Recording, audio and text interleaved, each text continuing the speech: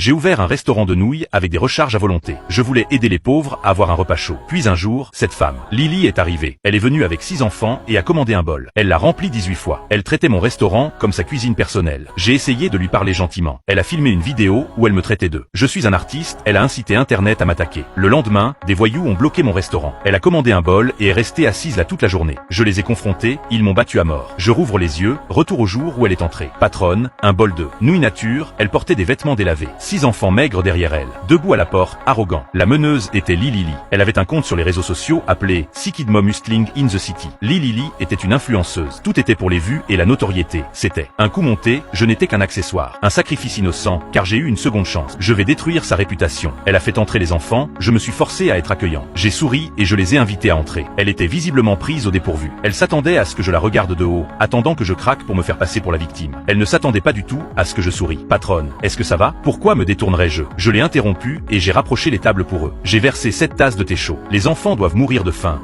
Buvez d'abord un peu d'eau pour vous réchauffer. La fatigue dans ses yeux s'est dissipée, remplacée par la cupidité. Elle pensait que j'étais juste un pigeon. Elle s'est raclé la gorge et a commencé son discours. On n'a pas beaucoup d'argent. Juste un bol. Elle a fouillé ses poches pendant une éternité, sortant des billets froissés. 10 $ exactement. Compris, ça arrive. Je suis d'abord allé dans l'arrière-cuisine, j'ai réglé la caméra de sécurité, pointé droit sur la table de Lily, puis j'ai préparé les nouilles et apporté rapidement les nouilles nature. Tiens, mange pendant que c'est chaud. Lily a immédiatement attrapé les baguettes, sous le regard affamé des enfants. Elle a mangé tout le bol à elle seule, s'est léché les lèvres et elle a crié, remplissez. J'ai souri et j'ai dit, pas de problème. Elle a apporté un autre bol immédiatement. Le deuxième bol est arrivé peu après. Le troisième bol, puis le quatrième. J'ai gardé le sourire tout le temps. Elle devenait de plus en plus audacieuse. Sa voix s'élevait pour commander des recharges. Elle a même sorti son téléphone pour prendre des photos. Je l'ai regardée en souriant intérieurement. Elle est vraiment manipulatrice et vraiment méchante. Elle attend que je perde patience pour ensuite faire semblant que je l'ai mise à la porte et jouer la victime. Faire comme si le magasin était cruel. Tant pis pour elle, je ne tomberai pas dans son piège. Je ne lui donnerai pas cette chance. D'autres clients l'ont remarqué et ont commencé à chuchoter. Un habitué, l'agent d'entretien, n'a pas pu s'empêcher de me prévenir. Patron Jean, ne la laissez pas profiter de la situation. Je lui ai fait signe de ne pas s'inquiéter. Je la laisserai faire tout ce qu'elle veut. Plus elle joue, mieux c'est. Ça me rend encore plus heureux. Au 19e bol, elle n'en pouvait plus. Elle a décidé de passer à l'action. Regardez ça, le patron est si gentil. Nous, j'ai tellement mangé, pas une seule plainte. Rien à voir avec ces arnaques. On a tellement de chance d'avoir rencontré quelqu'un de bien. Elle me flatte à outrance. Et puis, quand je fais une erreur, le contraste est encore pire. Ça énerve les gens en ligne. Cette technique s'appelle tuer par la gentillesse. De la guerre psychologique, elle le sait bien. Je souriais intérieurement, mais je gardais mon sourire amical. Madame, vous êtes trop gentille. Je tiens ce restaurant pour que les gens puissent manger chaud. Tant que je suis ouvert, tout le monde mange à sa faim. Les clients ont applaudi. Le visage de Lily s'est figé. Un éclair de frustration a traversé son visage. Elle voulait me mettre en colère, pas améliorer ma réputation. Elle a levé les yeux au ciel, pensant à une nouvelle ruse. Mais les nouilles ne nous rassasient pas. Pourquoi ne pas ajouter de la sauce bolognaise? Les nouilles nature, c'est de la sauce bolognaise bon marché. Les nouilles avec supplément de viande coûtent 25 $ le bol. Elle abuse de sa gentillesse. Je lui ai refusé, et là, elle a pété les plombs. Cette fois, j'ai encore souri. Pas de problème. Je suis allé à la cuisine. J'ai pris une énorme cuillerée de sauce à la viande. Je l'ai versée uniformément sur les nouilles. J'ai laissé les enfants prendre des protéines. Lily était complètement abasourdie. Toutes ses répliques préparées lui sont restées coincées dans la gorge. Elle ne comprenait pas pourquoi je l'avais laissé profiter d'elle comme ça. L'expression des clients est passée de la sympathie à l'admiration. Le patron Jean a un cœur en or, car les bonnes personnes sont rares de nos jours. Lily a entendu les commentaires. Son visage est devenu rouge puis pâle. Elle voulait du contenu viral, pas me donner un trophée. Le plan a échoué, elle a dû continuer à manger. Bol 20, bol 25, jusqu'au bol 30. Les enfants se sont effondrés sur leurs chaises. Le visage est devenu vert à force d'être repu. L'estomac de Lily était énorme. Elle ne pouvait plus avaler une bouchée. Mais elle n'était pas du tout contente, car son plan avait foiré. Elle m'a fusillé du regard, comme si j'avais tué sa famille. Elle a murmuré un merci et s'est enfuie. Après leur départ, le restaurant est devenu silencieux. L'agent d'entretien est venu, l'air inquiet. Il a dit, patron, vous avez perdu gros aujourd'hui. Cette famille a profité de vous. Vous ne pouvez pas les laisser vous marcher dessus. J'ai dit de ne pas m'inquiéter. Après le départ des clients, j'ai fermé à clé. J'ai sauvegardé les images de vidéosurveillance. J'en ai fait une copie, mais ça ne suffit pas. Pas assez pour la faire tomber, elle et sa boîte. J'ai ouvert le compte de Lily, une mère de 6 enfants qui se débrouille en ville. Des centaines de vidéos dessus. Le contenu est plus ou moins le même. Des repas simples et des locations bon marché, le tout sur fond de musique triste et de légendes tristes. Des vidéos avec des pubs au milieu. Des liens d'achat intégrés. Son personnage est abandonné par son mari. Élever 6 enfants seuls, lutter pour survivre en ville. Tous les commentaires disent « tu peux le faire ». En plus, l'amour maternel est formidable et je pleure. Tout le monde utilise la compassion pour attirer l'attention. Dégoûtant, exploiter la pitié pour gagner des abonnés. Près d'1 million de fans. J'ai cliqué sur sa dernière vidéo, postée il y a une demi-heure. Le contenu provenait de ma boutique, mais elle l'a soigneusement monté. Il mange joyeusement. Je souris tout le temps. Musique de fond chaleureuse. Le titre dit qu'il y a aussi de la chaleur en ville. Elle vante les mérites de ces 10 $ qui nous ont tous nourris. Sous la vidéo, l'adresse de ma boutique est épinglée tout en haut. Des commentaires remplis d'éloges, c'est de l'éloge instrumentalisé. La vidéo devient virale. Les foules affluent quand il y a du monde. Si mon service baisse ou si je n'ai pas les moyens, je ne peux pas offrir des recharges illimitées à tout le monde. Le conflit éclate m'envoie immédiatement. Elle surgit et m'accuse. Elle dit que j'ai changé d'attitude. Elle s'est saoulée. Je reçois un déferlement de haine. Elle attire de nouveau l'attention. Je fixais mon téléphone, la colère montait à mesure que je le voyais trembler. J'ai fermé la vidéo, j'ai affiché le numéro d'urgence. J'y ai réfléchi, puis j'ai raccroché. Appeler la police ne servira à rien. Elle n'a pas enfreint la loi, c'est une question de morale. La police est impuissante, alors je vais combattre le feu par le feu. Le lendemain, sa vidéo est devenue virale. Ma petite boutique de nouilles est devenue un phénomène du jour au lendemain. Et effectivement, à 8 h du matin, j'ai ouvert la porte. L'entrée était bondée de téléphones et d'appareils photo. Des objectifs presque braqués sur moi. Patron, c'est vous. Le gars du buffet à volonté à 10 $.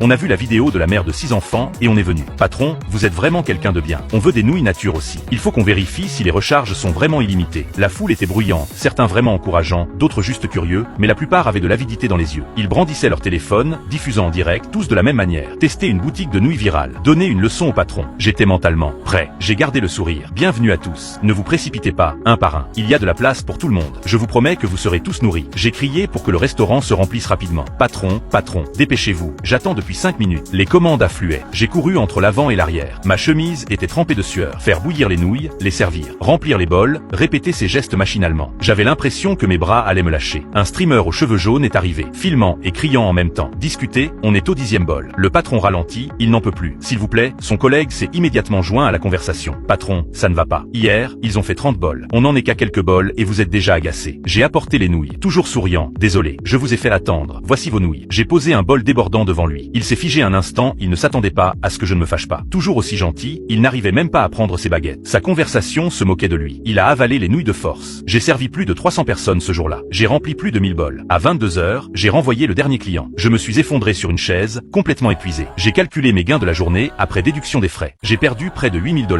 L'agent d'entretien est revenu. Il n'a pas mangé, il m'a juste aidé à nettoyer. Patron, pourquoi faites-vous ça? Si vous continuez comme ça, votre restaurant est fichu. J'ai secoué la tête, sorti une enveloppe et la lui ai tendue. Monsieur, voici ce que j'ai gagné. Faites-moi une faveur. Demain matin, apportez-le à l'orphelinat de Westside. Donnez-le pour moi. Il a ouvert l'enveloppe. Il a vu une grosse liasse de billets. Sa main tremblait. Plusieurs milliers, n'est-ce pas? Vous n'avez pas perdu d'argent aujourd'hui, vous n'arrivez plus à payer vos factures. Il m'a regardé, perplexe. J'ai finalement poussé un long soupir. J'ai soigneusement rangé l'enveloppe. Après son départ, j'ai fermé à clé. J'ai pris mon ordinateur portable et j'ai commencé à monter les images de vidéosurveillance. Le comportement odieux du streamer, la cupidité des profiteurs, ma course épuisante et surtout le moment où j'ai donné l'argent. J'ai tout monté. Vous croyez vraiment que je serais assez stupide pour me confier à un inconnu et lui donner des milliers d'euros? Impossible. Après le montage, j'ai changé de plateforme et j'ai trouvé le scoop. Un blogueur, Lulu, connu pour dénoncer les arnaques. Avec ses 10 millions d'abonnés, je lui ai envoyé mon histoire et toutes les preuves. Il a répondu, je parlerai demain. C'est seulement après ça que je me suis effondré et que je me suis enfin endormi.